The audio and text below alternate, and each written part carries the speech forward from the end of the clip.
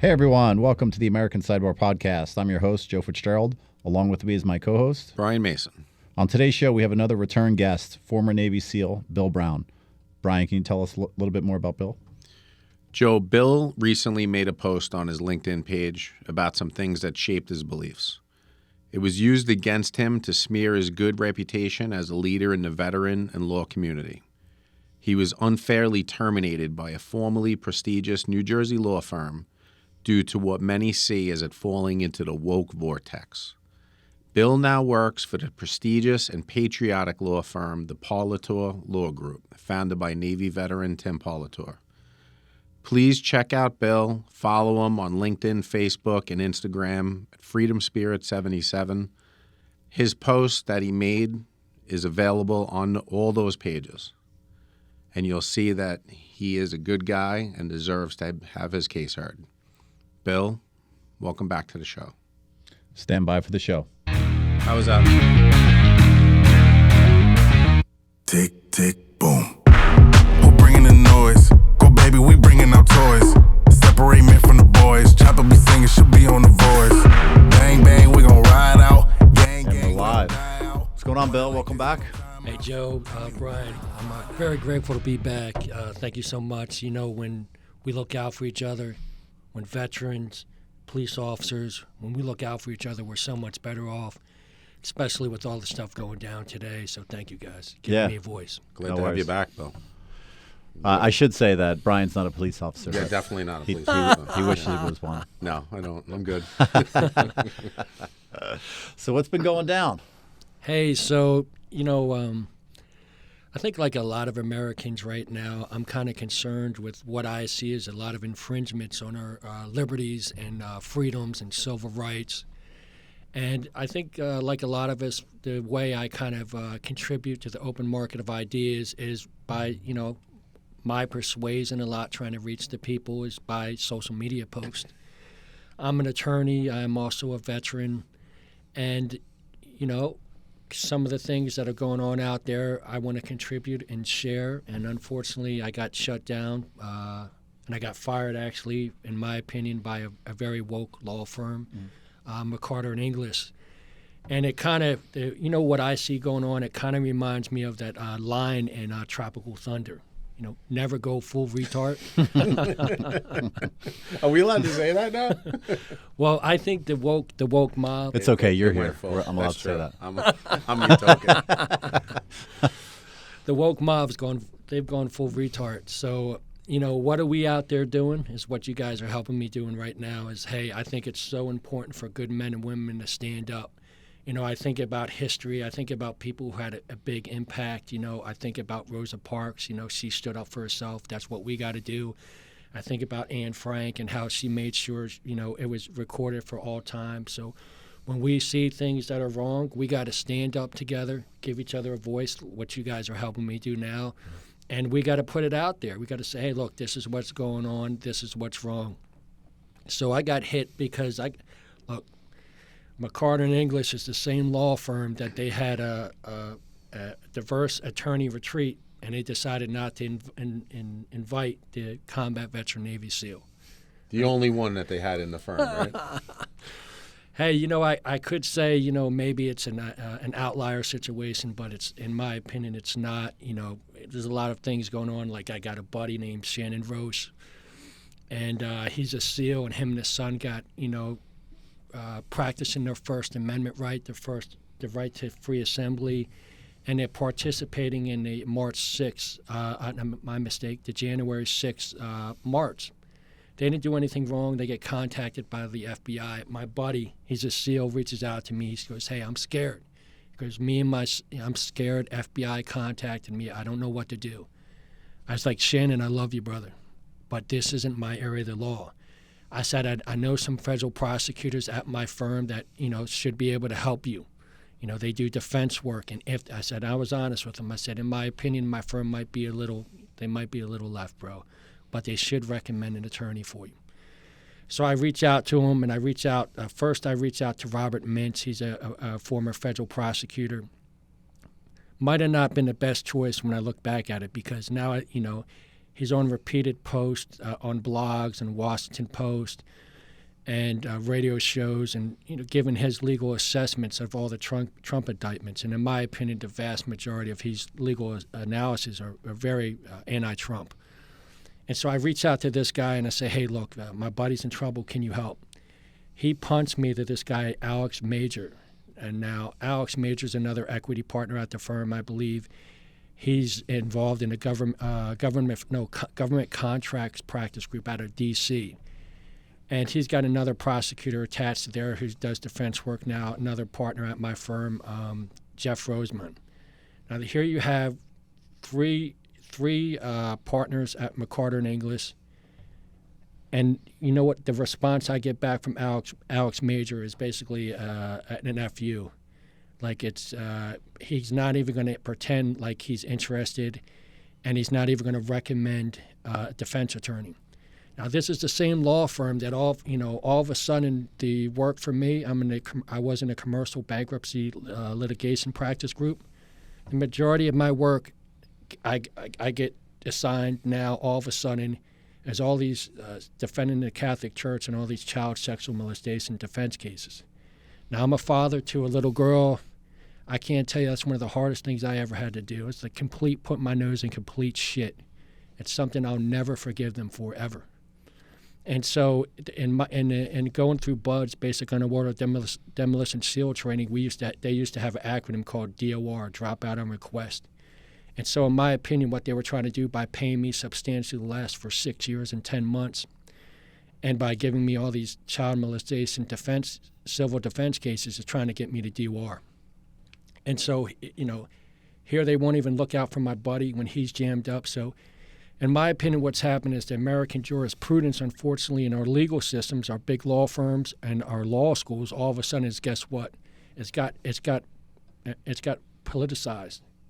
And what I think happened to me, guys, is I think I'm just a small part of a much larger play out where they're purging conservative thinkers, right?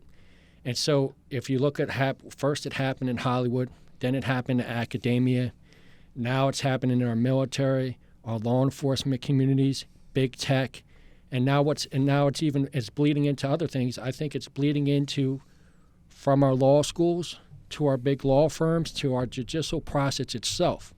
And in my opinion, gentlemen, the greatest threat to democracy right now is attorneys. If you look at all these, in my opinion, political hacks, basically political hack prosecutors targeting political opposition.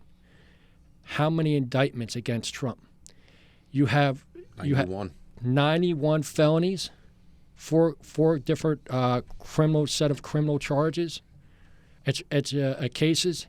It's ridiculous, and you've got a two-tier justice system, right? Look at Biden. All of a sudden they say, oh, well, we can't, DOJ says we can't prosecute him because he's too dumb. That's basically what they said. That's what they said. They said he's too dumb, we can't prosecute. Oh, but guess what? We're going to go full throttle against Trump. We're going to raid his house in the middle of the night and go through him, his wife, his son stuff. It's ridiculous, right? But one of them has the nuclear codes, too. It's not Trump anymore. Hillary Clinton, 30,000 emails. Guess what? She gets to walk. And so what I'm really concerned about... It always makes me nervous to talk about her. What about, you and everybody else? The truth is... Not me. You're a braver man than me, my Come friend. at me, dog. Hey, I look at it like this, right? I remember, I study history. I remember Malcolm X, and I remember watching his speech about him. And I think I like his style a little bit because he had some similar type of negative stereotypes that they were using to kind of slander or diminish his influence. And two of those were this. One was that he's black and he's a Muslim, so he's uneducated and unstable. And so one of the ways he countered that is, one, he dressed in a suit all the time, but two, he was very articulate. And so I think one of the things they tried to labelize and diminish our ability to have influence, and I'm talking about conservative thinkers, is that they're trying to state, that we're unintelligent. White supremacists. We're white supremacists. or guess what, we're aloof. Well, the truth is, guess what, we're not. This is the truth. The truth is, we're good Americans who love our country.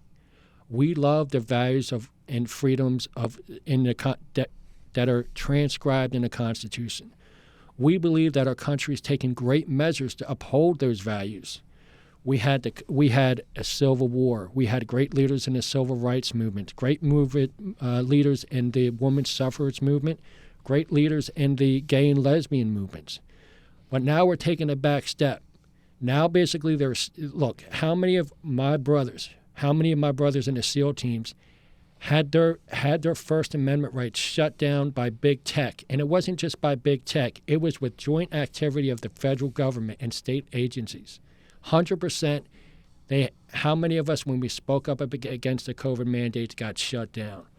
And even now, how many of us are shadow banned and various social media platforms? How many of us have been targeted by the IRS? Who knows how many investigations they've had against various individuals we don't even know about? And so what I believe is this. I also learned from Martin Luther King, I believe in holding the moral high ground. I say let's hold the moral high ground, but let's not stop talking about the truth. Let's not get up there, okay, guess what? They shut me down. And the truth is, first they shut down Donald Trump, right? Here was a sitting president, and big tech shut his ability down to reach billions of people on social media, shut it down. If they could do it to Trump, they could do it to us. And guess what? They did it to us. How many of us got shut down? 100%. I got my LinkedIn account shadow banned. And so what I say is, I say this. I say what we're doing right here is exactly what we need to do. We got to keep talking about what happened, provide the evidence.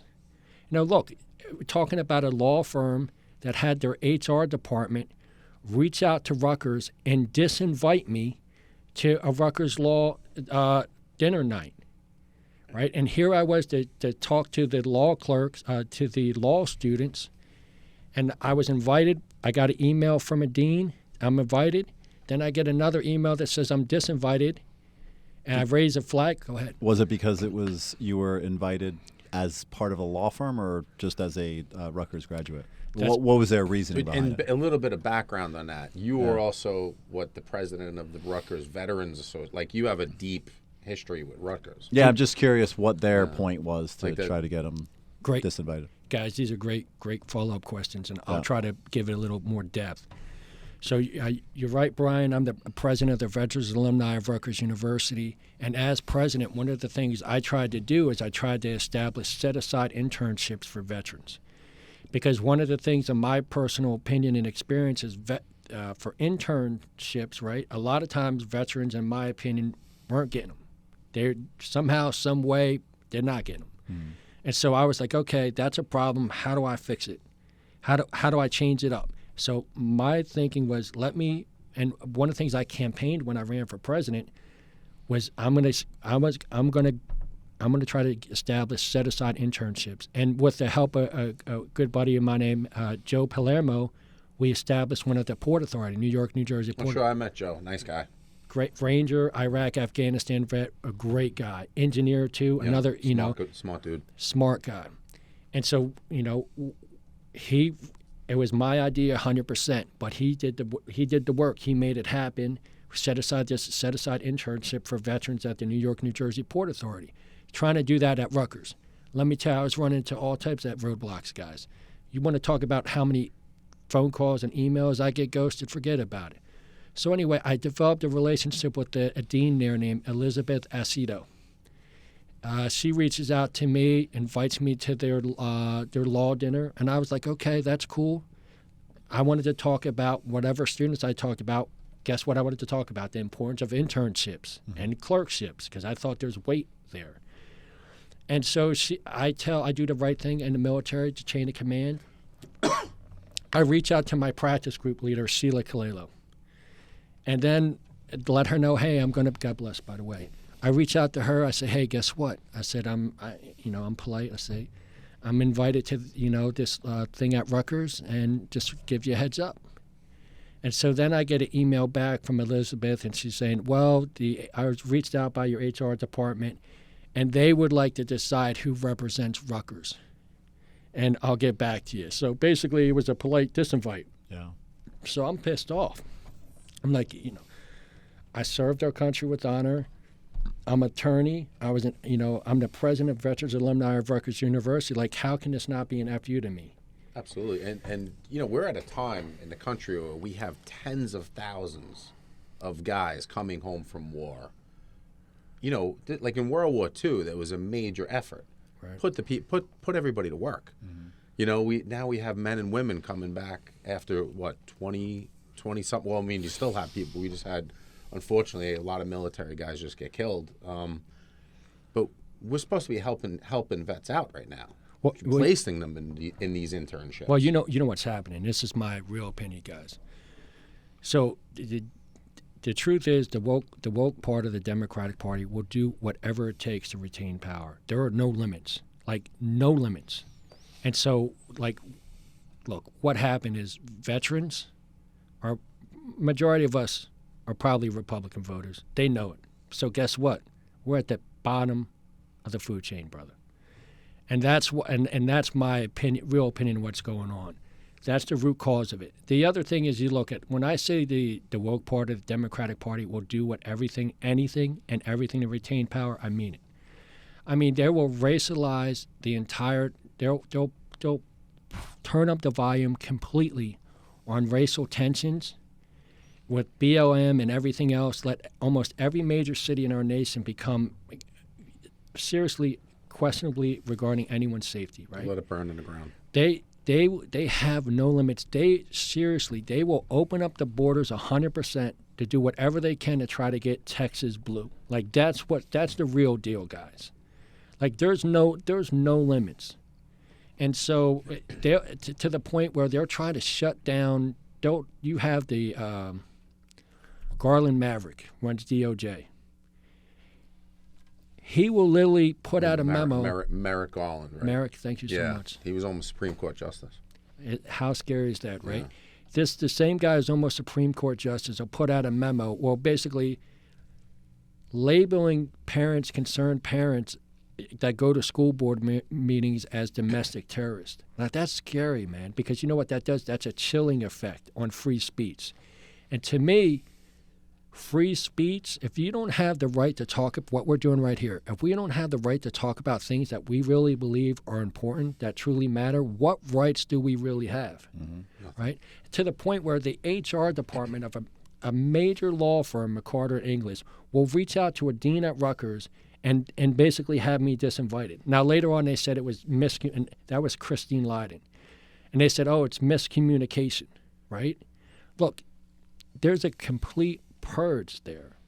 And one of the things I'm concerned about, and I've heard this theory, and the theory is, first it's a nudge, then it's a push, and then they're trying to take you out. And unfortunately, I think we're at the stage now where it's almost like, look, they're trying to just, when you label somebody as a racist in today's society, you're trying to destroy their livelihood. Mm-hmm. And to me, like, that's so scary. And one of the things I think about too, I had a girlfriend, and I have a girlfriend, right? A beautiful woman. And I was in the emergency room all day yesterday with her, and today.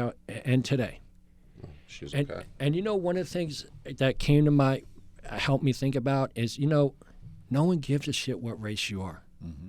Like, okay, I don't give a shit if the person's brown, if they're Asian, if they're black, if they're Muslim. I don't care. You're out there trying to help. And I think most people, that's what it is. But what's happened now is, we talked about the Democratic Party, the woke part of the Democratic Party will do whatever they can to retain power. And that's really what it's about. And a big part of that play is divide and conquer strategy. Divide us by racial lines, sexual lines, gender lines. It's a complete, and I think it's like a limited perspective. It's a limited, and it's actually, in my opinion, an uneducated perspective, right? When you're, and especially in the legal world, one of the first things I noticed when I went to Rutgers originally was all the scholarships available.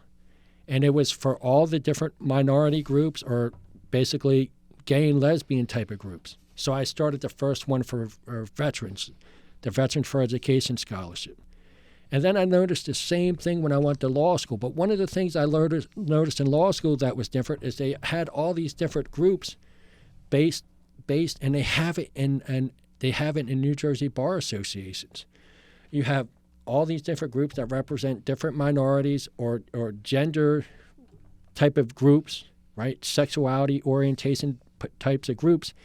And it's all, instead of focusing on being an American, about being our rights that are so important, free speech, right? The right to, if you don't have the right to talk about things that matter, what right do you really have?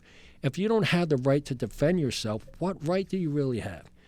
When you talk about, and instead they're so super hyper focused on racial and gender and sexual orientation classifications. And well, that's how they separate us, right? Yeah. How else are you going to be separated?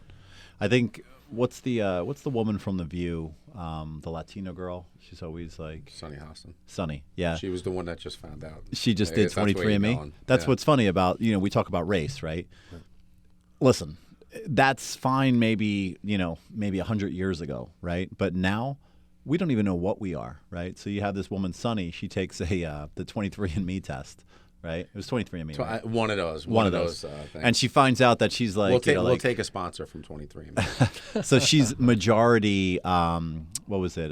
From Portugal, right? And it was a slave owner. A slave owner. Yeah. So her family was slave owners. Yeah, her family was slave owners, and this, I don't know if you ever seen. I'm sure you've seen or heard of The View, right? And they are just. Joe watches it all the time. Yeah, the most left, media company you can ever see in your life, right, or television. But yeah, she comes on and she's like, oh my God, I was shocked. But that's what's funny about just the world in general. We don't know what we are, right? I mean, yes, physically we look white, but there's other you don't know ethnicities. where you really come from. Yeah, you have no idea. Being Irish, different parts of Ireland, people will conquer it. Yeah. You know what everybody's forgotten? There's two things I look at. Like when I think about Christianity, the number one takeaway there is the golden rule: treat others as you'd want to be treated. Then when I think of MLK, what's the key takeaway there, right? Judge a person by their character, the merit of their character. Like, to me, that's the way. That's how you define things. You're not super racially polarized, because it's super divisive. And united we stand, divided we fall. The other thing, that's what they're focusing on, the divided we fall part. What we're doing is we're part of a movement, guys. Mm-hmm. We're part of it. This is a real grassroots movement. And the truth is, there's going to be some casualties. People like me are going to get fired. You're going to have, and here's the sad truth of it, gentlemen. In my honest opinion, I think there's many jurisdictions in this nation right now with super political, weaponized prosecutors and judges. Yeah. You look what happened in Colorado. You have lawyers there. Their Supreme Court, all democratically appointed judges, tried to subvert the will of the people to decide who we wanted to be elected as president. They tried to literally took Trump off the ballot. Now, this isn't an isolated situation. Like, the great means, remember the whole Russian collusion gate. Mm-hmm. Like, they don't stop. Yeah. Like, so we can't stop, right? And the other thing I try to learn, right? One of the things I look about, like when I was a SEAL, right? I learned about cause and effect, and one of the things I go is you evaluate. Like, I remember they used to have something called, and this isn't TC, something called a SIPRNet. And they used to have action reports that different platoons downrange would put out there. I'd read them, especially when I knew I was going. Oh, there. You mean like what's going on in that theater? Yeah. So you knew what was happening. And so what I'm saying is, hey guys, this is what's happened. One of the big things, if you look at January 6th, is they tried to say that we're violent. Look, that was no insurrection, right? There was one person that was shot, and that was an unarmed protester. There was no insurrection there. But what they use is they use that as huge political PR. Well, they also use the word insurrection, right? So insurrection was put into place by Donald Trump in the beginning. It was called the Insurrection Act. So he put it into place a couple of years ago, right? And that had something to do with the election, for overtaking the election, or foreign influence in the elections. So he basically created the Insurrection Act. Then they used it against them, saying it was an insurrection. There was an outside entity trying to take control of the government. When that girl was killed, though, at January 6th, they actually found out the instigator of the incident in that part of the Capitol Michael Sullivan was a BLM BLM and he was Antifa. confirmed BLM guy. Yeah, he was also and it's never talked about. He was a producer. There's countless videos. His name is Michael Sullivan. You can actually see this. Look how much foreign money is going into our universities, right? Like we had a big big turning point here, where you had the presidents of UPenn, Harvard, and MIT, where they showed just how aloof they really were, like how backwards, really, how full retard they really became, where they couldn't even state in a congressional hearing that it was against student policies to promote genocide against Jews. Most of these people, though, that's the biggest thing is like, so you've been to Iraq, right? Have you ever been to Israel? No. Okay. But you understand, you've been to Iraq, you understand the Muslim mentality, right? For the most part, we have to get taught certain things, right, when you're interacting with locals, right?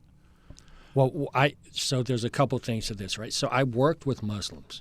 I worked with interpreters, right? There's so many different, like most things, right? Extreme levels of complexity. And I think one of the things that I addressed in my post, where they shot me down, is I said, look, there's many beautiful Muslims. But I said the language in the Quran is not. Like, you can read Quran chapter 9:5, they call it the verse of the sword, and it's like exactly similar to what went down on October 7th. And so one of the things I try to address is to say, look, there's, this is the point I'm trying to make. There's these repeated horrors that have taken place. And let's address the root cause.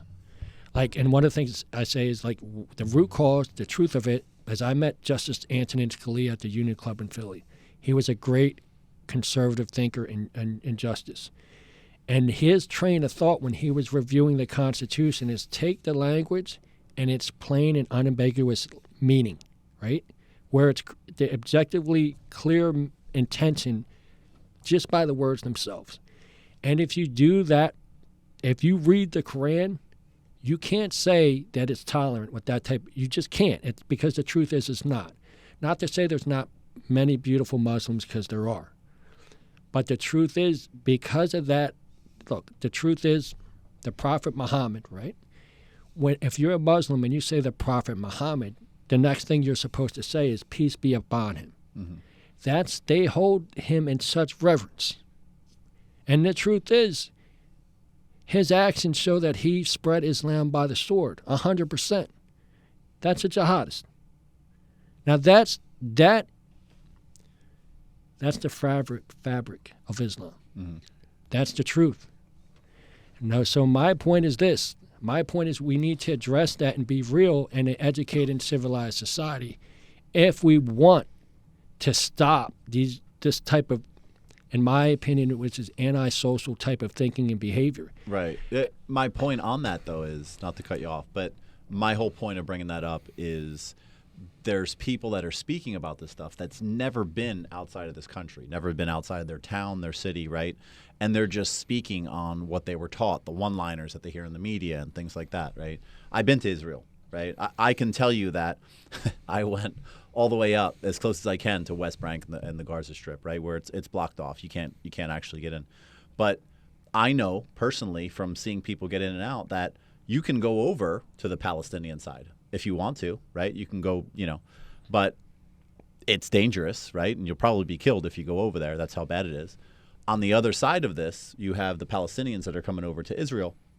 It's okay. I mean, they don't have a problem. No problem whatsoever. They can walk right in. Yeah. I mean, there's, like anything, there's a vetting process as they come in. They're just not opening up the door and letting everybody in. But the other side of this is we have the mindset here that, everybody's just getting murdered over there, right? And it's like, it started, right? You look at what's going on inside the parliament for the Israel. Israel has parliament where they have Palestinians in there. They have Muslims, right? They have that, or ex-Palestinians, I should say, inside their government, right? But that would never happen on the Palestinian side. You know what I'm saying? So people don't really understand this, and it goes, it goes all the way forward. It's, the media, and I personally think outside of all of this, the biggest problem, whether it's the foot soldiers that you're talking about, where in the justice system you have the foot soldiers that are actually carrying out these, atrocities to conservatives.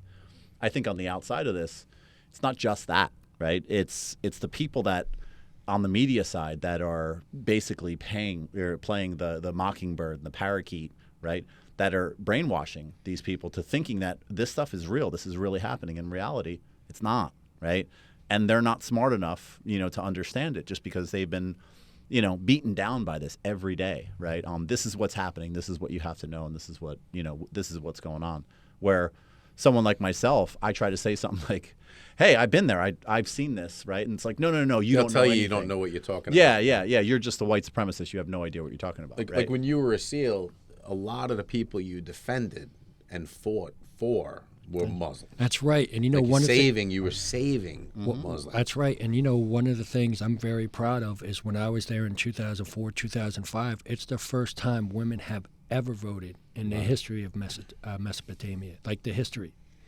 And so 100%, like I honestly believe that most people are good people. And one of the things I pointed out before is like when I was in the emergency room, like you could see families, no one cared. No one cared, just please help. Yeah. And the truth is, that's how most of us are.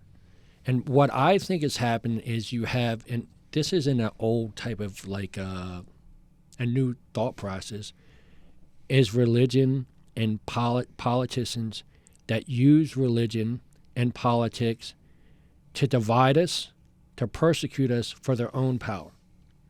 And that to me, that's what's happening. It's just that the truth is, like, and one of the examples I used is I had misplaced perspectives when I was younger, a teenager. The Navy saved my life, 100%. I was in and out of the detention center making stupid decisions, right? Some of that was because I was influenced by the hardcore gangster rap culture of the 90s. I was one of the few white guys in there. You want to talk about reverse racism? Or it's not even reverse. Be white and be incarcerated. Good fucking luck, right? And so I'm there, right, fighting for my food, fighting for my manhood, fucking fighting for everything. And one of the things I saw... You won the fight, right? You got your manhood? I'm still a man, 100%. One of the things I saw, look, the trap that it was, that these values that were being... What was happening is all that garbage music was being pushed on a vulnerable population by people exploiting the shit out of them to make buku dollars. Right. And so I compared that to say, hey, look what's going on here. Yeah. And look what's happened there. When you have, and it's like our educational systems. When you have, we were talking about Israel, you were talking about Palestine. Mm-hmm. One of the things I think is the biggest con to being incarcerated was, one, it's a very dangerous environment. But the other thing is, it's the law of forensics. When you're around guys who have misplaced values, it's like you can't help but all of a sudden There's pick up. There's no rehabilitation. You're just learning more. It's a black hole, bro. Mm-hmm. And so that's what happens in these educational systems, like in Palestine. The biggest sin that happened in Palestine is those educational systems that all they do is promote hate. And now what happens is all those millions of people got caught up in that trap, and it's throughout the Middle East. But right now it's pretty heavy there. And now everybody's in a world of shit. It's like, I'm sorry to interrupt you, but when they talk, you hear that chant from the river to the sea. Yeah. Mm-hmm. That's from a total annihilation. It just means total annihilation. And we have people just chanting that in the streets in New York because they don't know what it means. Politicians chanting it. Some of them do. Some of them do. Some of them do. a lot of people are afraid to speak up and say the truth because you're going to get purged out. Mm-hmm. But it's too important not to now. It's every American's duty to speak up now. If you love our freedoms and civil liberties, you got to speak up now. I implore you and beg you. Look, the whole thing with CRT, look, I think slavery was 100% wrong. I think I disdain it. I judge people by their character. I also think that promoting hatred or disdain for white kids or making white kids feel like just because they're white, they're colonizers or they're oppressors is doing psychological damage to them. The same way the Supreme Court found in Brown v. Board that separate but equal wasn't equal and it was doing psychological harm to the black youth. It's the same way. And what happens, guys, is if you have these educational systems and our youth are so vulnerable and they're batshit full retard, right? Never go full retard. They're full retard. I never thought we'd be able to say that 5 times on the podcast. I don't know if we can. Look, somebody may be showing up outside. I nothing but love for autistic. That's individuals. That's not what I'm referring to. Yeah. They're that movie was funny. They're batshit crazy, and they're having what's going to happen on the other side of this thing, right? Look what happened. Look what's happened. How many of our cities have had so many riots during COVID, right? And look what's happening in Palestine, right? What's the root cause? You got an educational system and a religious segment of Islam that's just pushing extreme violence. Here, what you have is you have something different. It's lighter, but CRT is absolutely pushing these negative perspectives that are absolutely going to do psychological harm to white students and promote animosity towards white individuals. That's not where our country's at.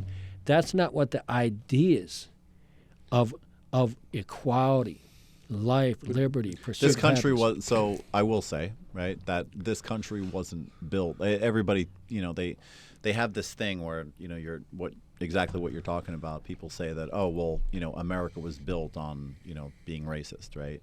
And in reality, it was Britain that was racist, right? They were the ones that had the slave owners, right? And then it took us to fight, right, and eventually get rid of slavery, right? Yeah, it came in from other places. Yeah, well, they brought it over with them. It's not like we had it. And then we fought for every society. You look at every society, every racial group had these backwards ideas.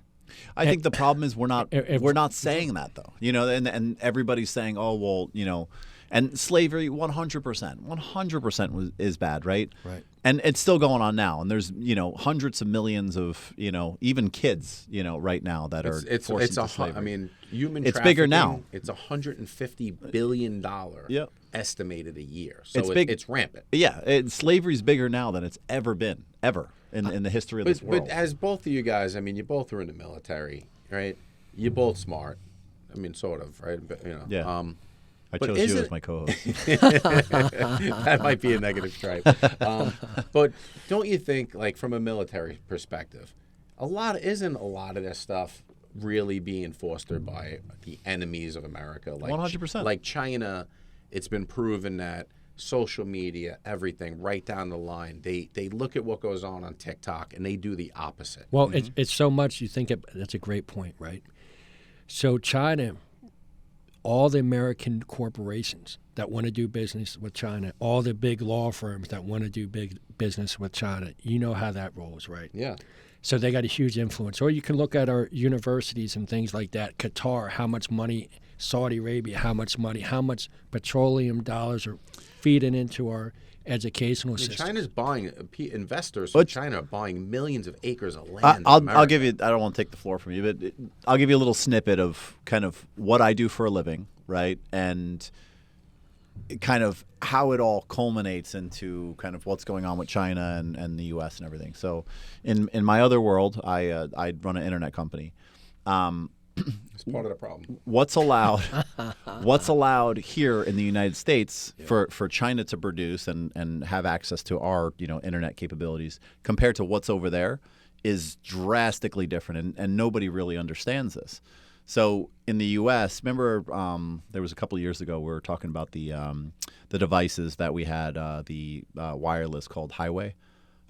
They were these devices that China had, and Trump basically said that they were spying on us, right? Yep. And I will say, not to their defense, but just adding on to that, they all do it, right? So Google, you look at something on your phone, and you mention boots or shoes or something like that, and all of a sudden, it pops up, boots and shoes show up. So everybody's doing it. It's not Passive monitoring. Yeah, it's not just China, but the problem with China is these companies are owned by the Chinese government, right? So that adds that added flavor into it. But Joe, sorry to interrupt. Yeah. Like, you worked for other big corporations, right? Now, when Correct. you worked I believe you worked in China at one point, right? Or, Yes. Right. Yep. Don't you have to have a certain amount of people from the government that actually work inside these corporations? Not the government. So the way it works, I'll get to that. So not so much the company wise. I won't bring up the company that I work for. I wouldn't, because But- they'll kill us. No, it's just I just don't like to bring them up. But on the other side of this, we have these internet connections that would come about. So Highway then gets taken out of the fold here in the United States, and they say, oh, we can't use them anymore, and they're out, right? So what China did in return was anything that American resellers would have, or facility resellers would have inside of China, they then clipped our nuts too, and they said, okay, great. Well, if you can't do that, then you can't just resell our services. You need to plug into our devices. So Sourcing. yeah. So what happened was our, let's say I'm making a 30-40% profit on something. I would then need to rent out a China, and there's only two companies that are there: China Telecom, China Unicom. It's the VIG. Yeah, or China Telecom and China Unicom. But they have these devices that we had to plug into, that basically they accessed our information, ran through the firewall in China, right, and then got distributed out. So, here in the United States, China's able to operate more freely than we are in China, right? And they have, I'm going to say a bad word here. They have China first, right? America first, right? Yeah.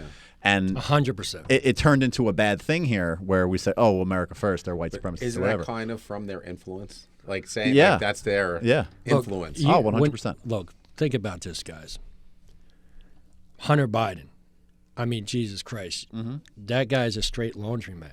Yeah. If you ask me, he's the reason why we're in Ukraine right now. Yeah. I mean, the whole money laundering issue that we had, that something's Hey. getting covered up over Well, there. Let me sure. tell you, that was a great investment on our part, buying the shit out of that guy. Yeah. It's so bad. We talk about being on a take. Mm-hmm. It's so bad that they've had a spy balloon fly across the entire country.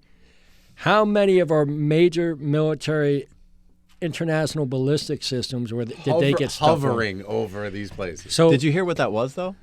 Did you hear what they said it was? A weather balloon or something. No. So it was a kids' science project gone awry. yeah.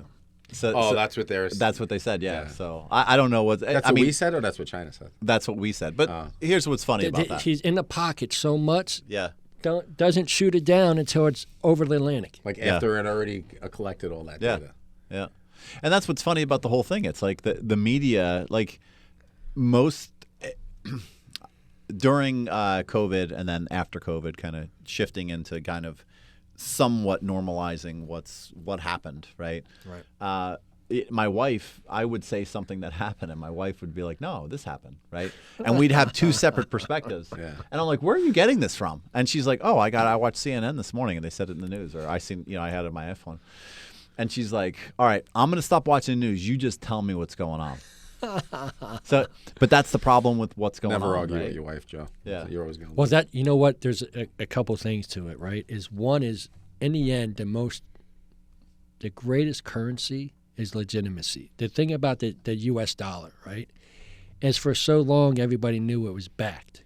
But the one that we were talking about, China and other countries now, and how they Is bought it backed by Britain though now? so many of our politicians. Well, the brick, right? Yeah.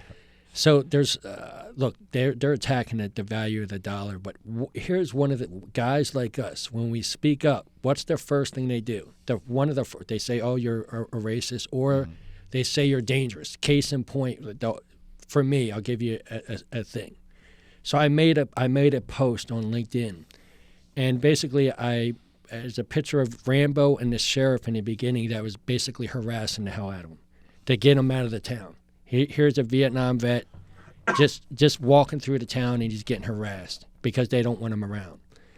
And so I made a post on LinkedIn similar to that when I was at McCarter in English, saying, hey, look, sometimes life portrays movies.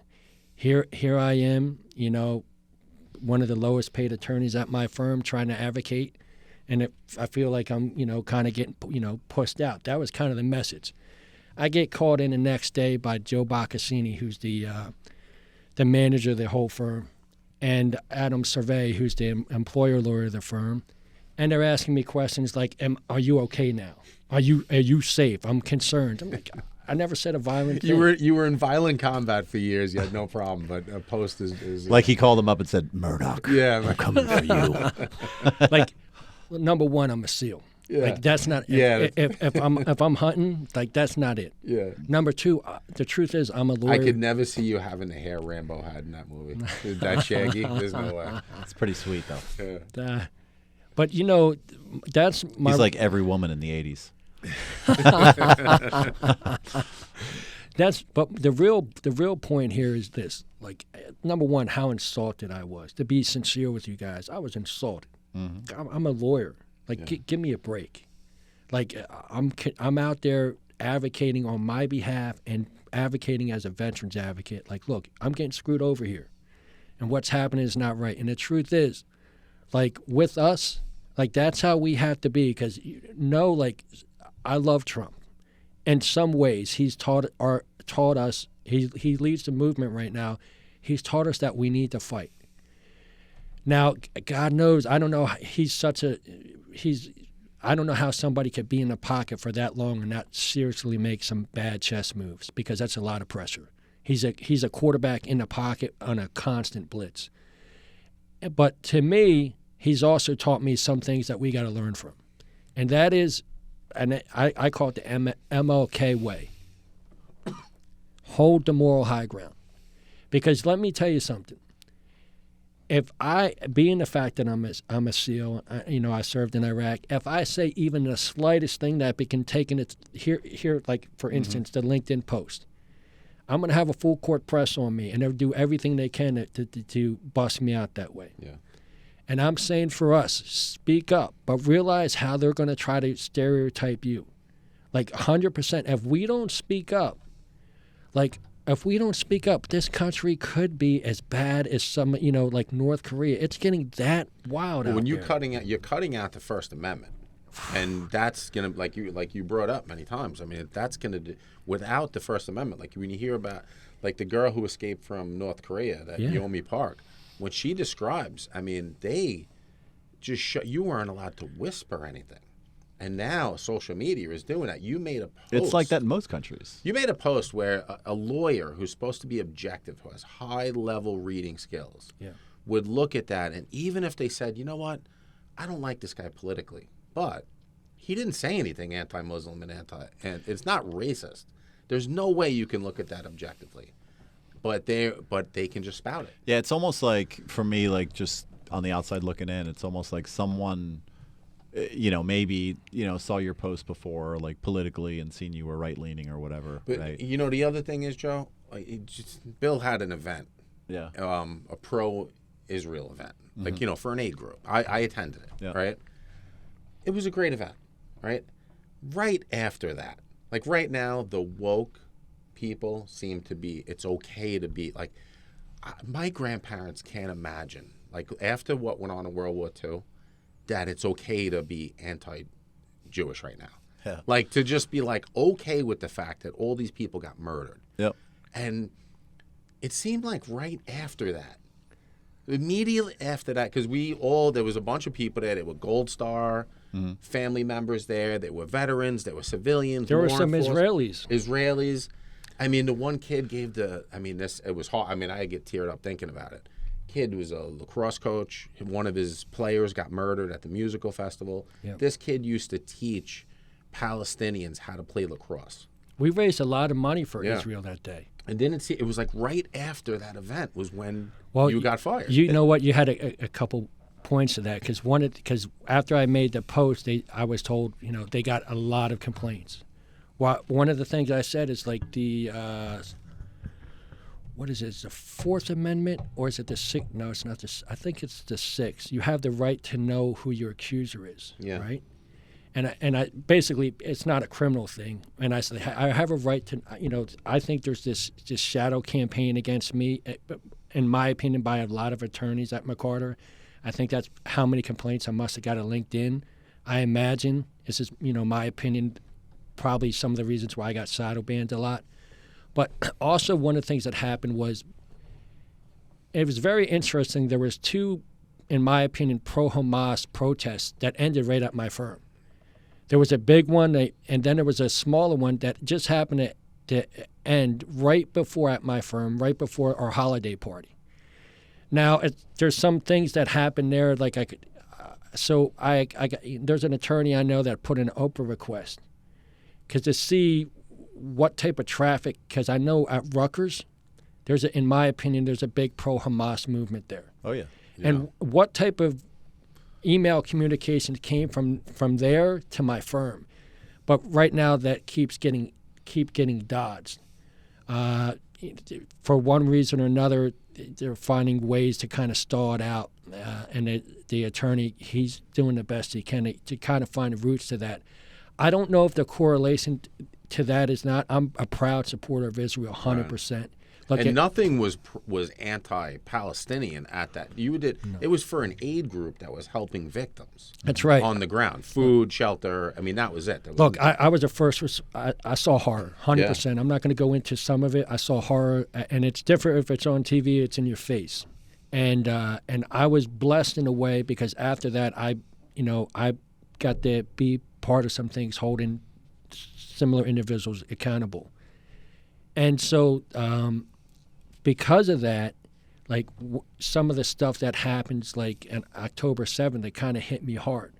And and people who don't understand, who haven't seen horror face up, and some of that stuff is how could not good people stand up against that? I don't know, but I proudly stand up against that. I don't know if that might have some reason. I have an attorney looking into it to see. I think there might be some truth there because of the fact where there's smoke, where there's fire. It'd be different than if the Oprah request, if they got us some information. But the longer they keep stalling, the more I think, well, maybe. But the one thing I do know is the way they call it Trump syndrome. There's something even Trump more derangement syndrome. Yeah. But to me, I think it's like for a conservative, like to me, like okay, I'm a conservative thinker, outspoken Navy SEAL. And I think because I'm outspoken, they have some type of syndrome against me. And I'm going to give you an example. So Adam Survey is the employment lawyer at McCarter and Inglis. He sends me this New York Times article to read and basically asks my opinion on it. Now, the New York Times article talks about how these artillery units, Marine artillery units, had some type of might have some type of like TPI, traumatic brain injury. Oh, the TBIs. Yeah. As a result of these minute shock waves, and I was a breacher, I was a JCHAC, I was around many explosive. I was in artillery unit. And so one of the things they talk about in there is like, well, there's a possibility of that causing TPI, but then, and so. Whenever anybody talks about TPI or PTSD and they served, I'm a compassionate thinker and I want to evaluate it. And I know different things affect different people differently. It's like when family members die, it affects people differently. I respect everybody's experiences. I don't know all the answers. So I thought that part of the article was okay. But then it goes on to this I couldn't believe it. And it goes on to talk about how this artillery unit was like haphazardly, shooting artillery in and indiscriminately. And then, of course, it goes on under the authority of this Trump. And I was like as if they were murdering people. Oh, it was a disgrace, because here's the truth. And God knows this is true. There is no military unit in the history of humanity has gone out of the way to not harm unlawful combatants ever on this planet. Mm-hmm. It's just the truth. And the other truth is that when people do cross the line, no one holds them accountable like we do. Yeah. It's just the truth. And the American military. I mean, I'm sure that there's foreign agents the American military holds. Well, we're held under the Geneva Convention. Yeah, but I mean, even among yourselves, you seem to hold the each other accountable. The woke left. That's how they view us. And here I couldn't think about this. And this guy Adam Survey, he's a smart guy, and he's a good lawyer. I respect him.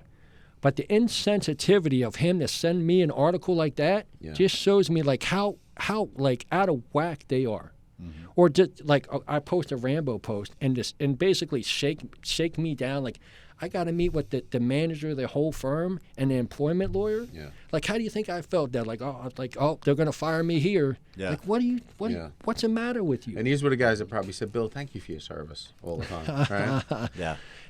Well, it's funny about, like, you look at, if this happened the other way, right? Let's say there was, 500 paratroopers on, with Israeli flags that flew into Palestine, right? That'd be it'd be a different story, right? We wouldn't be having this conversation right now. We'd be like, oh, those bastards, we need to do something about it, right? Yeah. It's not like we would have changed our minds just because it's the Palestinians. After I posted the picture of us at that event with the Israeli flag, I had people messaging me, explaining to me how the IDF murdered hundreds of their own civilians. I said, "What? There are videos of girls. I mean, getting paraded through the streets with blood coming out of that. Mm-hmm. I mean, obviously they were sexually assaulted. Oh, that's all propaganda. That's right-wing conspiracy. Yeah. That was on CNN. Uh-huh. What are you talking about? Well, you look at so think of what happened on, like 9/11, right? Yeah. So 9/11, arguably, we were the most united America has ever been, right? After 9/11. Everybody, right? Yeah. We heard it was, in Afghanistan. We heard it was Osama bin Laden. Everybody's like, yeah, get the fuckers, right? Think of it now, right? Where, it happens with Israel, right? They get what happened to them, right? The massacre, and you look at the kids that are running out of the concert and everything, and you hear about all the stuff that's happened. There's videos of girls getting raped and killed and taken and stuff. How come we don't have that same response, right? We should be rallying behind Israel, saying, "Hey, look at these savages and what they did." Right? The Hamas response was going on though while the attack was still happening. Mm-hmm. They were it was that coordinated because they already had rallies going on. It's why not that response? One is because all the foreign money buying our politicians, buying our media, and buying academia. That's it right there. There's number one. I remember. Do you think it's us though? Like something deep inside me just says, and I'll go, full tinfoil hat here. You look at what happened with Ukraine, right? That the spigot, dries up. The Senate or the House gets flipped, right? And it's Republicans. Republicans come in and say, no, no more. We're not giving money to your war anymore.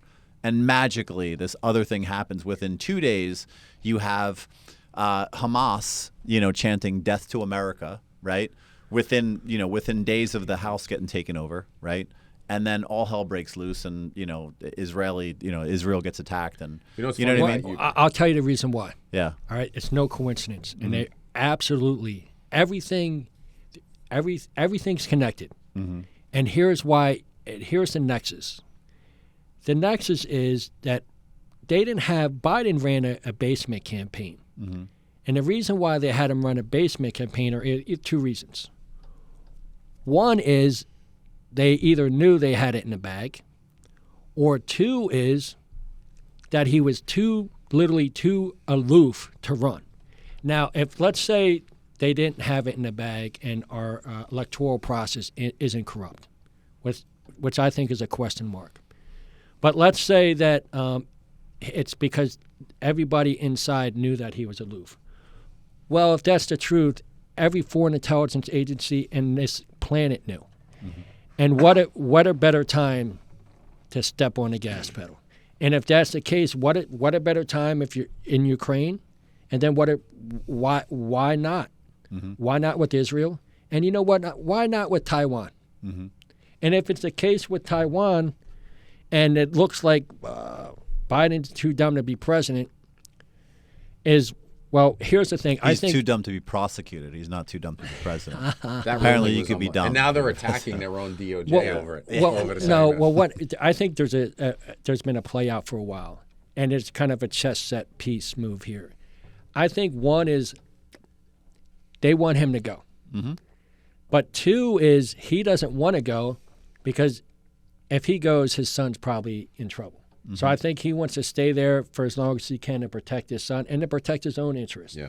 And in his circle, he's got. Well, he's the big guy, so hubris, they want to protect the big guy. Yeah. Well, I think the rug's been pulled under his feet.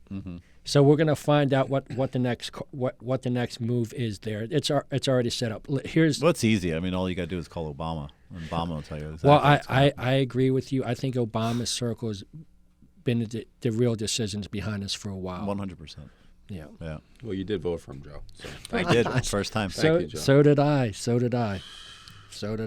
You know, with education right now, the indoctrination process has been going on a long time where people who are sort of the anti-woke people are saying, I don't even want my kids to go to college right now, which is actually going to make it worse because now anybody who's going to be a politician, a lawyer, you have to go to college. I mean, everything, the federal prosecutors, everybody. The problem is only going to get worse if we don't fix it because people are going, you know what? Like I have a kid that's looking to go to trade school. I think it's great. But future-wise, for the country, I actually think, we're playing into their hands by not getting kids to go to school. But you don't want to lose them in the system anyway, because I think I mentioned before, like they did a study in the 90s. The liberal to conservative professor percentage was 4-3, the ratio. Right now, liberal to conservative professors in college is over 400 to 1. So it's an impossibility. Well, you know what happens? What we're doing right now is a start. We're up there raising in the SEAL teams. We call it raising the bullshit flag. Like we're raising it as loud as we can. I beg, and I'm grateful for your involvement. I'm grateful for your involvement, Brian and Joe. I beg every veteran, Vince, thank you, bro, every veteran, every concerned American to get more involved in every aspect, and all the media, academia, in the name of God, please go to law school because our justice system is in serious trouble. Absolutely. Right? If you're not engaged in the democracy process, you're bound to be ruled by those that are. And so what we're doing here is we're planting the seed. Look, I think one of the things, there's going to be a change in some things because I think the rap on the African American community by the Democratic Party is going to start to disperse for a couple reasons. It has already. One is, and that's a good thing, is because they're rising up in their social status, and the Democratic policies are not economically sound. And if you the migrant crisis is ruining the job market for everybody. No, the Democrats live on people being down and in the gutter, and that's it's the government is going to come and help you. And right? that's why they're opening the border. The truth is, I think one of the reasons for opening up the border is try to replace the black votes. They lost what's their base. I think everybody's keen to like what happened with BLM. Right.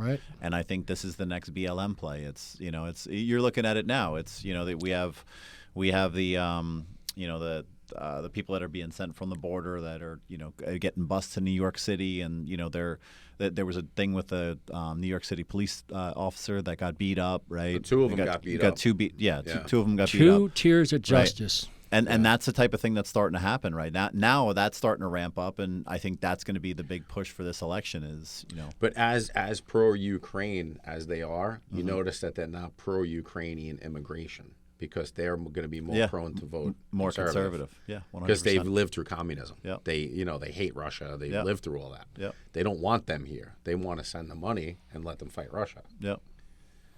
Well, one of the things we need to do is we gotta keep on, like when you talk about October 7th and what happened, when we talk about, well, how horrible that was, and how could you not support Israel after that, right? And what we talked about any atrocity, right? Yeah. Any atrocity that happens to somebody, you should support. Think about 9/11. Yeah. McCarter & Inglis, largest law firm in the state of New Jersey, has an office in Manhattan. They had an office in one of the Twin Towers. I send an email out to the Diversity and Inclusion Committee, right? Just sends out a bunch of emails. And guess what happens? I said, hey, how come you didn't send an email out about 9/11? First I get ghosted. Then I address everybody on the committee. I get a couple responses. The first one was, I'm not, we're not responsible for sending out those type of emails. Well, you send out. I believe in diversity. Mm-hmm. I believe in equality. Yeah. I believe in the judge everybody by their character, not by their racial, gender, or sexual orientation. I don't give a shit, right? But what I also believe in standing up for and honoring men and women who've stood up for this country, and that's why I'm a big veterans advocate. I also believe in honoring those who've sacrificed and were lost for our country, like on 9/11. Then I get a response from who was a partner, Natalie Watson. Now she's a judge. Now here's a judge. She's a we judge. We might have to bleep these names out. No, you don't. She's going to come after us. No, we don't have to redact. No, you don't, because this is. We have a lawyer. No, because guess what? Bill, will you represent us? It's coming from me. Yeah. And the truth is the truth. Look, I have text messages. I got I know. emails. You have the Dead Sea Scrolls of paper. Look, the truth is, she chastised me. I have nothing, and she's a proud a lesbian advocate. I have no issues with that. Yeah. And she's also, all the information I got, she's a good lawyer. What I do have a problem with, how dare you chastise me for asking a firm to send out an email on 9/11? Mm-hmm. How dare you? Why would that be an issue? How dare you? Yeah. Like, what's the matter with you? And not just what's the matter with you, what's the matter with the whole firm? Well, imagine if that got out to, people that are, that lost their loved ones. It's almost like, are these people almost like victims of the indoctrination process going on? Because they're sort of caught up in that you're the outlier to them. Right. You're speaking American, and that's terrible to them. That goes along with it offends them. Things that we learned in school, right? School is, kind of teaching against this stuff. But you look at Thanksgiving, for instance, right? Yes. We learned about Thanksgiving, right? A normal person, now right? People are, you got to be ashamed of Thanksgiving. Yeah, well, I mean, you look at what happened, and it's like a normal person looks at this and thinks, in the beginning, there's a lot of different things that we've learned when we were kids. Santa Claus, Easter Bunny, Thanksgiving, right? We know that there wasn't a big feast. You know what I mean? Yeah. But they try to get us to understand kind of what happened. You get to this point. They didn't eat frozen turnips like I do every year. No, cream spinach. But the microwaves probably sucked back then too. But it's that point, right? It's like they go to these extremes to just preach negative about what America is and how it came about, and that they're forcing it down their throats so people hate America, right? And these young kids growing up hate America. It's right? not cool to be pro-American. Well, what's funny. I was at the gym working out a couple days ago. Well, I'm sorry. Common sense tells you that Thanksgiving really wasn't what we were taught when we were younger. Right. No shit. Right? Anyway, so sorry, guys. The message I get from Thanksgiving is people come together to help each other. Mm-hmm. I think that's a beautiful message. Yeah. Right? You can't say that, Christopher Columbus wasn't complex. He was complex. You have to admire his courage, right? And not only his courage, his intelligence, his organizational skills. That was a huge accomplishment. Mm-hmm. But you also have to be real and 100%. Like, there were some atrocities committed. But in some ways, I kind of look at some of that as we can compare it to Julius Caesar. Mm-hmm. Now, Julius Caesar was a great commander. But he was brutal as hell. But the truth is, he is more responsible for civilizing Europe and taking them out of the tribal life culture than anyone else. You have to admire his intelligence, his ability as a field commander, but you also have to realize he was brutal. Right. You realize some of the outcomes. I think a lot of individuals who are leaders, they're very complex, like Trump. Mm. So, like when I talk about like some of the individuals at McCarter, right? Like, look, one of the things they were able is they sent an email about 9/11 the previous year. But how could you not send it now? And I think, well, it's the same thing like, well, all of a sudden there's this shift that we're not going to respect Christopher Columbus for his accomplishments. We're just going to label him and a lot of our founding fathers as and stereotype by one flaw. And some of those flaws are great indeed. To say that I respect George Washington, admire his courage, his leadership, organizational skills, being a field commander. I also 100% understand he was completely flawed in slavery. He's got a lot of warts to him. And a lot of our founding fathers, like 100%. But what do I respect? I respect the values in the Constitution. Life, liberty, pursuit of happiness, equality, due process. One of the most beautiful things is that the individual rights are sacred. Like that is beautiful.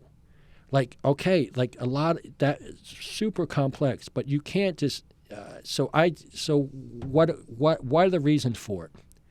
Why is this sudden shift? And it kind of reminds me of this battle that Granic, I forget, it's a battle that Alexander the Great had. It started with a G. I think it's Granus.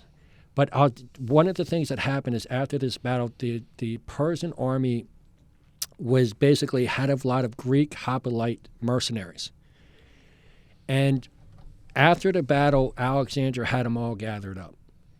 And basically, he gave them no remorse. And he had a big thing of gold, and he said he had more remorse for the Persians. He said, you guys are Greeks. Like, and you think about Athenian and the values of Athens and democracies. Like, you guys are Greek. Like, how could you for this? Yeah. So to me, it's like, okay, like, I think the truth is that there's a couple layers to this onion. The first layer is greed. And then the second layer is you have those who are scared, too afraid to speak up. They realize because I can tell you at my previous law firm how many people would come up to me in the hallways or in the elevator and thank me for standing quietly, up. Though. Quietly, right? And so, and then you have the zealots, the true believers. So I kind of looked at it like I'm more afraid of the zealots, the true believers, than anyone else. Mm-hmm. Because someone who thinks they're morally justified, you can't debate with reason. Yeah. Like the truth is, like the jihadist. I had an experience happen to me once where I had to search a guy's house. There was a horrible incident that happened. I tried to be as polite as I could. We had the guy out in the front yard. I didn't want to be in his home. I did not want to be in his home. I had no choice. There was a horrible thing that happened. There was, we thought some other horrible things were going to happen. I had orders. I had to search. I get out, and I wasn't looking, and I got hit with like a 7-Eleven. It was like a plastic 7-liter, 2-liter. I don't know if it was 7-Eleven, but it looked full of piss. Hit me so hard in the face, I wasn't ready for it. I was so enraged, but I kept my calm. Yeah. You know what I mean? I kept my calm. Yeah, you didn't just go kill everybody. No, but it's something I'll never forget. Yeah. But so I couldn't debate that guy, and I wasn't justified to do anything to him in a way. I couldn't. But your law firm portrays you as if you're a. But murderer. Yeah. So what? Yeah. So Murdoch. So that's what we need to do. Like, it's so important that we have to realize, like, okay, the zealots, like, they don't care what they have to do to retain power because they think they're morally justified. There's no means that they'll stop. Like, a true jihadist, like, if you know a jihadist when you see it, there's no doubt. Mm-hmm. And that's what I'm afraid of now with these educational doctrines that are being pushed in the corporate society and in American jurisprudence. Like, oh my God, if you have a zealot, like somebody, like you look at some of our members in Congress, like there's no ends, there's nothing they won't do for their end goals, and that's what's scary. And the truth is, like, what's the number one? So I can tell you, before we did a direct action op, or we had to do a snatch and grab, one of the things that would happen is they would have a JAG come in, and they would give the rules of engagement. Mm-hmm. And then the next thing that would happen is this. Not all the times, but sometimes you'd have somebody else, a SEAL, talk of a respected senior SEAL, and basically this was the message. You know, do whatever you have to do to come home, you know, if you feel your life's in danger. Like, that's it. Like, and basically is like, you know, and the truth is, like, there's no greater right to self-preservation. There's no greater right to have the right to life, liberty, and pursuit of happiness. So, like, I say, like, hold the moral high ground. Yeah. And, like, when I talk to my son, you know, I say, like, the number one rule to self-defense is try to keep yourself out of situations that are high risk. Mm-hmm. But one of the things, unfortunately, I think now, guys, is we're in a high-risk situation. And the high-risk situation is if you don't speak up, more rights and civil liberties are going to be infringed, like 100%. Like right now, like it's the nudge, push, and maybe destroy. So how many of us were shut down on social media? You look what they did to Giuliani. They buried that guy with a $50 million verdict. That guy, the way he responded after 9/11, he's was beautiful.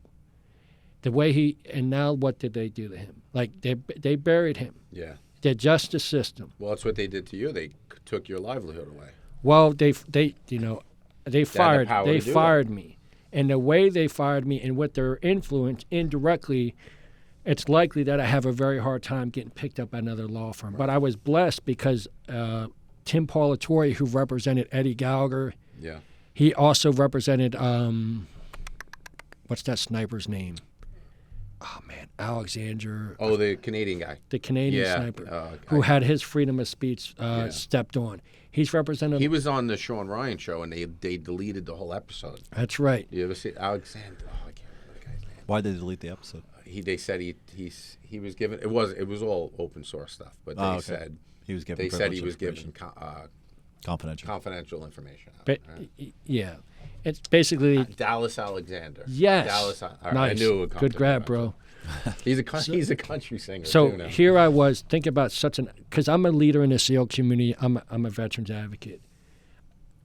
I worked with Tim Paulatore in advocating for the Ferez Doctrine, advocating for changes for the Ferez Doctrine, which basically negated civil liability for physicians with DOD. Now they got a small exception to it, but so I played a small part with that. But I was blessed, but it was a serious outlier situation, because if it was somebody else, it could be serious, and to be sincere with your financial difficulty, with your ability to earn a living. Right. Yeah. And it's not an isolated incident.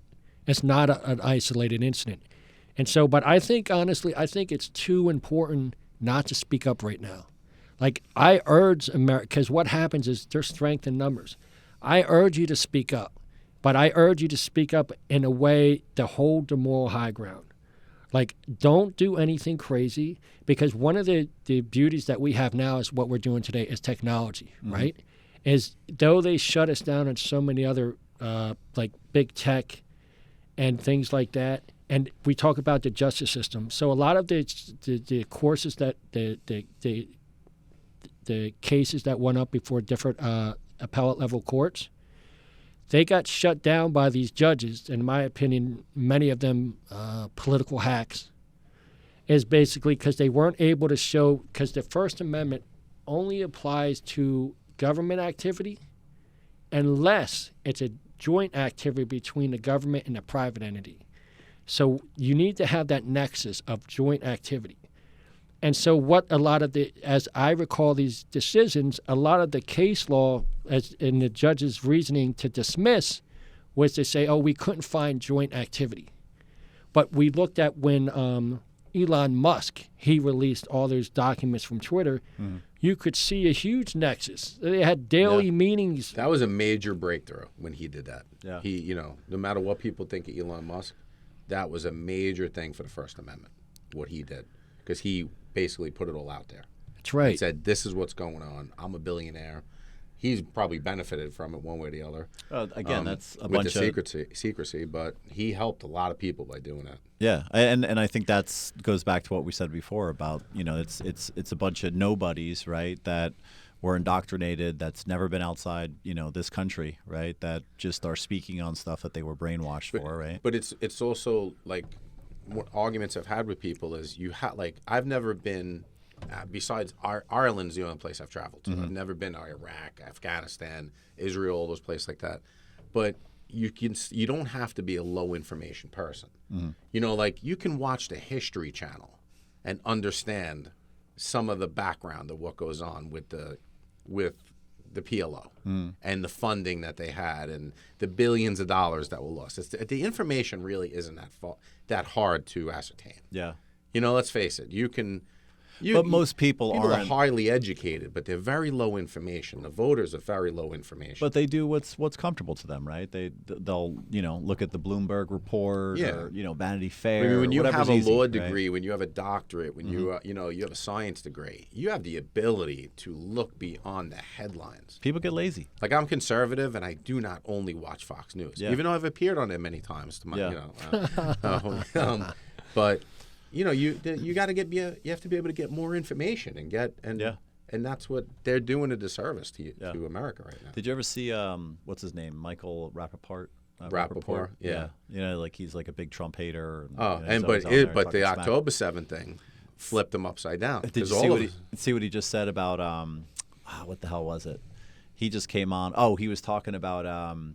He started to do like his due diligence on seeing what he missed because he heard he's missed a lot of things that he's misinterpreted what Trump said based upon what the media says. Because they started attacking him for being pro-Israel. So he started looking at the remember when Trump said there was good people on both sides? Dick Ritchie, that was the greatest. Yeah, when he goes there's good people on both sides. Yeah. So he looked into that and he was like, wait a minute, that's not what he said. And he was on, that's my point exactly. Yeah. You could look at that and go, but that's actually not what he said. Yeah. And even the guys in CNN. But people are lazy. That's the thing. It's like people are so lazy that it's like, oh, well, my go-to, my CNN told me that that's what it was. And that's the conversation that I had with my wife. It was, CNN told me. So that's what's going on, Joe. You're crazy. You need to go into the You're absolutely, right? Yeah, my mother brought it up recently. Hopefully she doesn't listen anyway. About when Trump was telling people to take baths in bleach. Yeah. And I said, that's not actually what it was said. a joke. It was like, if only we could inject ourselves with bleach. No, but there was a thing with that. And with the Cuomo brother that was on CNN. She was, he was faking his broadcast from his basement. But it turned out that his wife, they found videos of her doing, look at this bleach thing we're doing for COVID. And he was making fun of Trump for the same thing. Yeah. So just in closing, what would you say to somebody, right, that's in your same situation? Right. What would you tell them to do, right? Obviously, you have the backing, you have the letters, you have the emails, you have all this stuff, but someone that's less fortunate, right? That's not a lawyer. What could they do to help themselves if they're put into a situation like this? Number one thing is to stand up. That's Rosa Parks. Never underestimate, no matter what situation, what a good man or woman, what their influence can have. Never. We can look throughout history and repeated examples throughout time.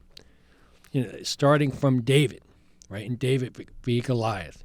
And you can just even, work your way up. even to like, you know, Paul Revere when he's out there in Boston saying, "Hey, there's something wrong here. There's something wrong here." Like, just work your way up, even to Rosa Parks, where she's standing up and says, "No, this isn't right." And so my first thing is have courage to stand up, or you can even go further back to Leonidas and the Spartans and the Thermopylae, right? Where you had a few good men who standed up, and guess what? They got killed to the man. But they showed that courage can embolden more courage. And their courage emboldened the rest of Greece to unite up against Persia. And the other thing is, this is really a battle of ideas. It's really of ideas. I don't have an issue with the individuals themselves.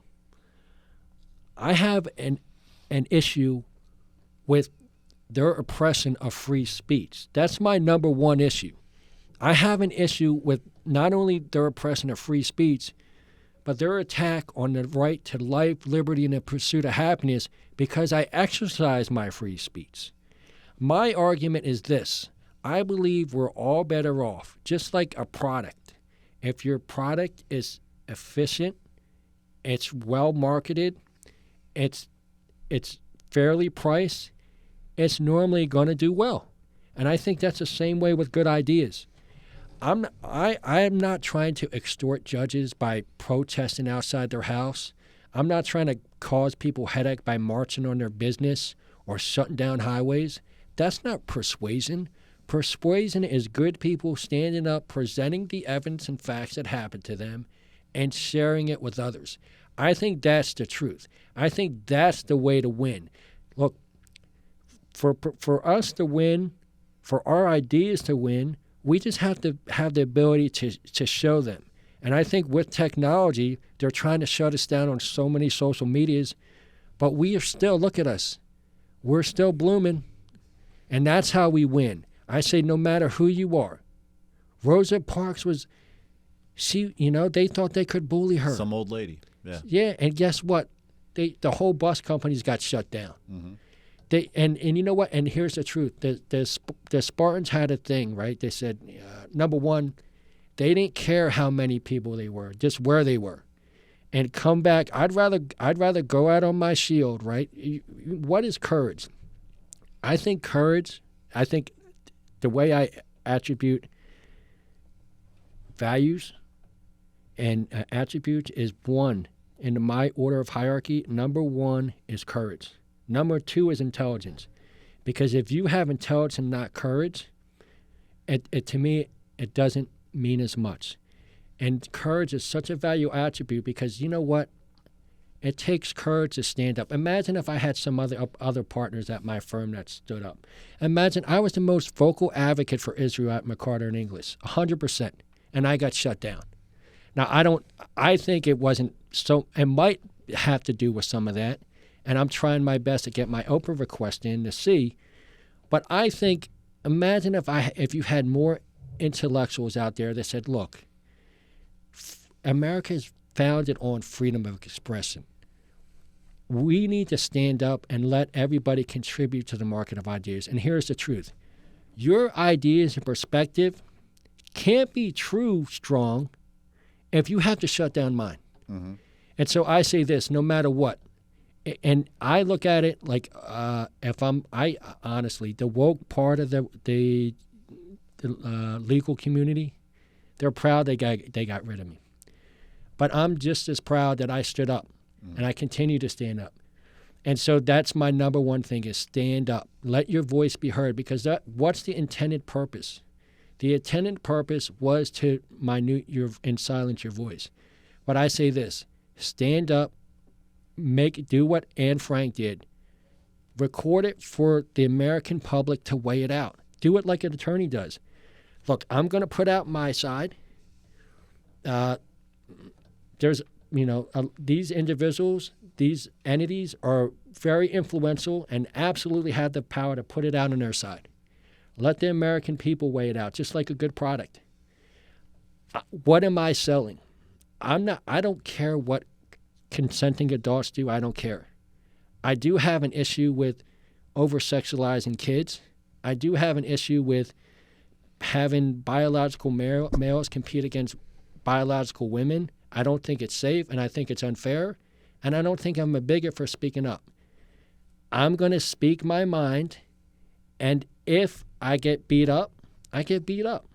But just like, the truth is, I almost look at it like this when I was in detention center.